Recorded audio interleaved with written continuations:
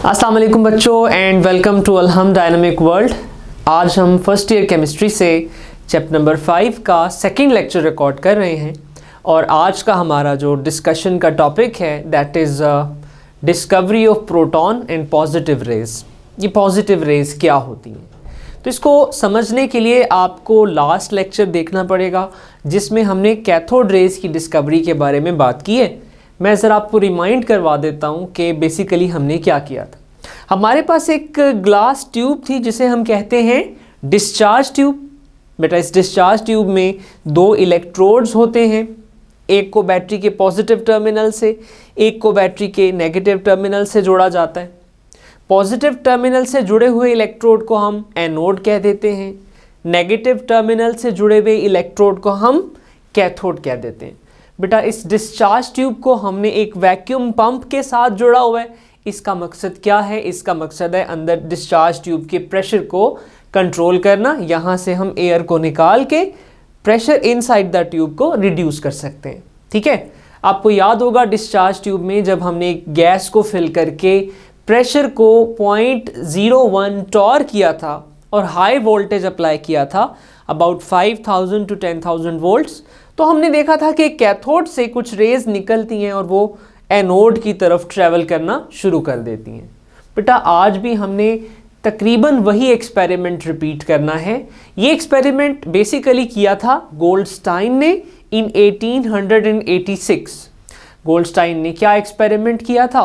बेटा उसने एक डिस्चार्ज ट्यूब ली, लेकिन इस डिस्चार्ज ट्यूब में और प्रीवियस डिस्चार्ज ट्यूब में डिफरेंस ये है कि इस ट्यूब के अंदर जो हम कैथोड यूज़ करेंगे वो परफोरेटेड है, उसमें छोटे छोटे सुराख हैं, मसाम हैं, बहुत बारीक से सुराख हैं। ठीक है, ये हमारा कैथोड है और इसके अंदर परफोरेशंस हैं, होल्स हैं, टाइनी होल्स हैं। ओके जी, और बेटा उसने क्या किया? उसने इस डिस्चार्ज ट्यूब में गैस फिल की। वो डिस्चार्ज ट्यूब जिसका कैथोड कैसा है? परफोरेटेड है। उसने इसमें गैस फिल की है, तो एज यूजुअल क्या होगा? कैथोड से रेज निकलेंगी और कैथोड से ऑपोजिट साइड पे जाना शुरू कर देंगी। ये कैथोड रेज जा रही हैं।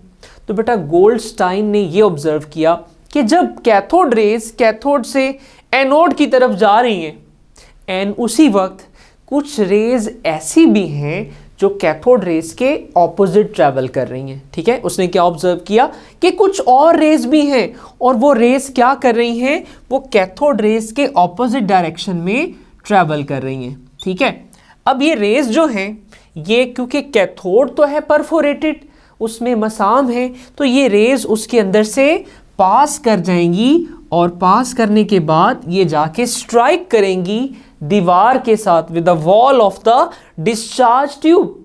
और ये कौन सी वाली वॉल है? जो ऑपोजिट है किसके? एनोड के। एनोड के सामने है। ठीक है, ये रेज जो हैं वो समझें कि एनोड से कैथोड की तरफ जा रही हैं। मैंने ये नहीं कहा कि एनोड से ओरिजिनेट हो रही हैं, मैं सिर्फ ये कह रहा हूं कि कैथोड रेज की डायरेक्शन है कैथोड से एनोड की तरफ, तो ये रेज जा रही हैं उन रेज के ऑपोजिट, कैथोड रेज के ऑपोजिट जा रही हैं और ऑपोजिट वॉल के ऊपर जाके फ्लैशेस पैदा कर रही हैं, फ्लोरेसेंस पैदा कर रही हैं। जैसे ये ट्यूब से टकराती हैं लाइट एमिट होती है। अब हमने सोचा कि ये जो लाइट यहाँ से एमिट हो रही है ये किन रेज की वजह से हो रही है, ये रेज एक्चुअली क्या हैं। ठीक है, तो फिर इसको एक्सप्लेन किया गोल्डस्टाइन ने। उसने कहा कि बेसिकली ये रेज जो हैं ये एनोड से पैदा नहीं हो रही हैं, बल्कि ये रेज बेसिकली पैदा हो रही हैं जब कैथोड रेज निकलकर इस डिस्चार्ज ट्यूब में मौजूद गैस के मॉलिक्यूल्स के साथ स्ट्राइक करती हैं। तो गैस के मॉलिक्यूल्स की आयोनाइजेशन होती है, गैस के मॉलिक्यूल से इलेक्ट्रॉन निकलते हैं और जो पॉजिटिव पार्टिकल्स पैदा होते हैं, गैस के मॉलिक्यूल से इलेक्ट्रॉन के जाने के बाद जो पॉजिटिव पार्टिकल्स पैदा होते हैं वो तेज़ी से एक्सेलरेट होते हैं। किसकी तरफ? वो एक्सेलरेट होते हैं कैथोड की तरफ और मूव करते हुए हमें ऐसा लगता है जैसे ये रेज हैं। तो ज़रा मैं समअप कर दूं, मैंने क्या कहा कि गोल्डस्टाइन ने डिस्चार्ज ट्यूब ली है जिसका कैथोड परफोरेटेड है और उसने ये ऑब्जर्व किया है कि कुछ रेज पैदा होती हैं डिस्चार्ज ट्यूब में जो ऑपोजिट साइड पे ट्रैवल करती हैं टू द कैथोड रेज। दो तरह की रेज पैदा हो रही हैं, एक तो रेज पैदा हो रही हैं कैथोड रेज और कुछ रेज हैं जो उसके ऑपोजिट साइड पे ट्रैवल कर रही हैं। बेटा उन रेज की निशानदही कैसे हुई? क्योंकि उन रेज ने एनोड के सामने वाली दीवार पे जाके ग्लो पैदा किया। ठीक है जी।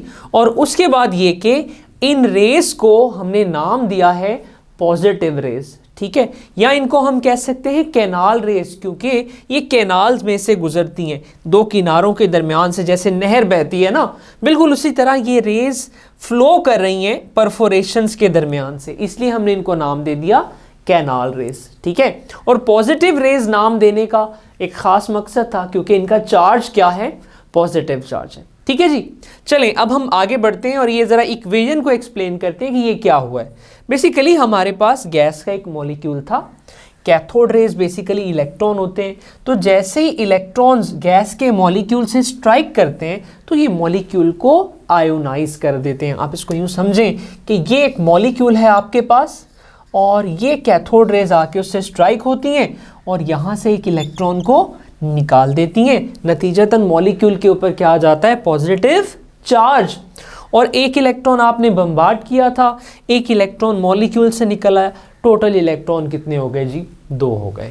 ठीक है जी। ये सिंपल वे है इसको समझने का कि मॉलिक्यूल्स के ऊपर कैथोड रेज की बम्बार्डमेंट हुई तो molecule changes into molecular ion and this molecular ion is now behaving as positive rays और कैनाल रेज।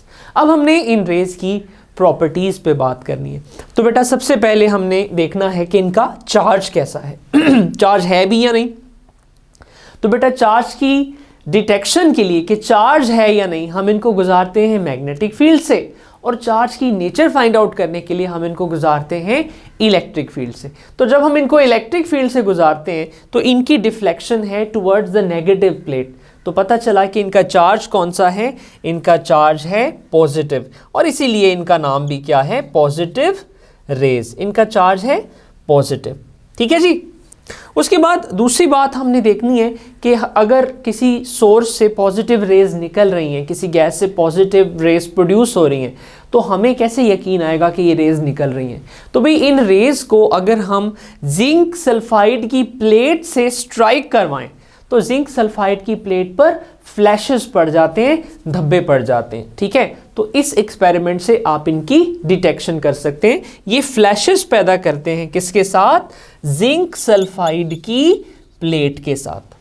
ऑलराइट जी, ऑलराइट। अब हमने बेटा इनके चार्ज टू मैस रेशो पे बात करनी है। आप जानते हैं कि चार्ज टू मैस रेशो जो होती है वो डिपेंड करती है किसके ऊपर? चार्ज पे भी और मैस पे भी। अगर मैं आपसे ये पूछूं कि मैस और चार्ज टू मैस रेशो का क्या रिलेशनशिप है, तो आप कहेंगे सर अगर मैस ज्यादा है तो चार्ज टू मैस रेशो कम है।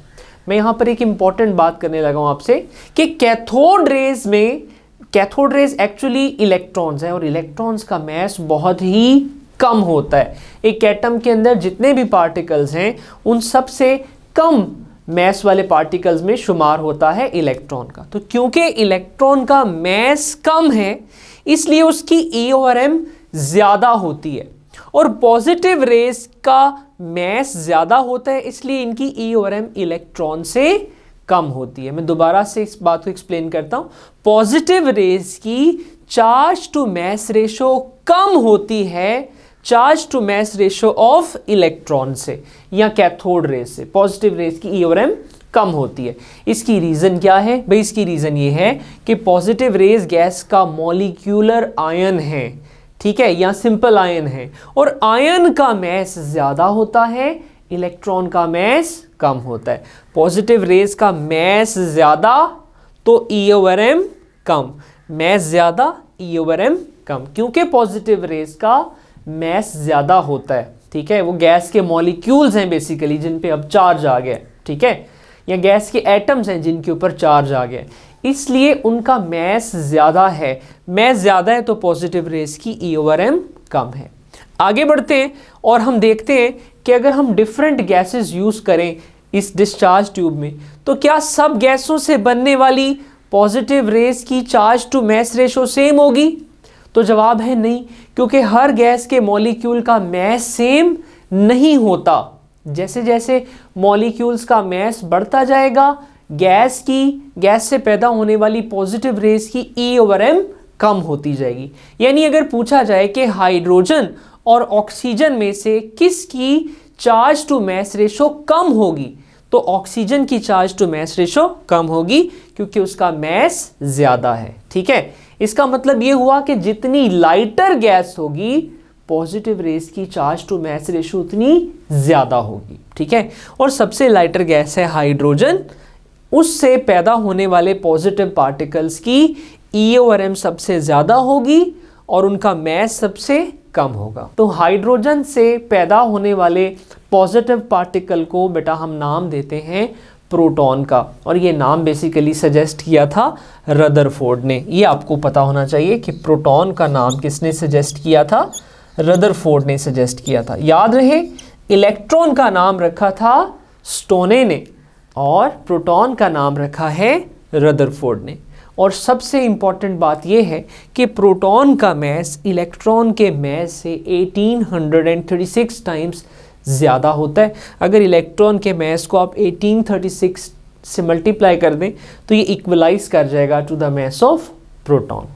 तो ये आज का हमारा टॉपिक है। आई होप आपको समझ आया होगा। Thank you very much. अल्लाह हाफिज़।